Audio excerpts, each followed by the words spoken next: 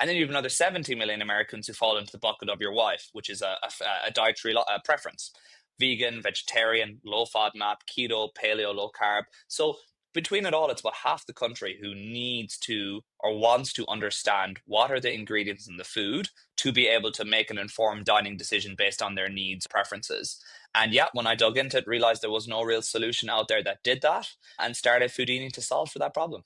Walk us through a little bit about how you got there. Because right now, the app is available internationally. You're just starting to launch things here in the US. You mentioned before we got started that you're mostly B2B right now in the US, trying to work with restaurant partners and things of that nature. But how do you go from being in the corporate lawyer space to winding up heading this company that is now focused on this? There's definitely a few moments early on where you're like, am I crazy? I had a solid career doing what I was doing and enjoyed it. But I think it was just one of those things where the more, and again, I spent several months researching this and doing my homework before I jumped. I didn't just have an idea and quit my work the next day, right? I spent several months, doing my research, doing my homework, like trying to figure out, is there a demand for this? And is this even something that is solvable?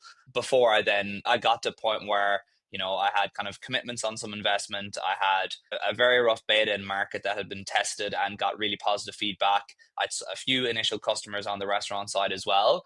And so I was in a position where I could see the initial signs of traction. I could see the ability with focus to scale this. And I just thought this is a problem that needs to be solved. And all you have to do is talk to a food allergy mom or someone like that about how this is such a, a thing that takes up so much their headspace and is such a literal life and death issue in many cases for them and their family. And I believe this needed to be in the world. And so I decided to take the risk and glad I did.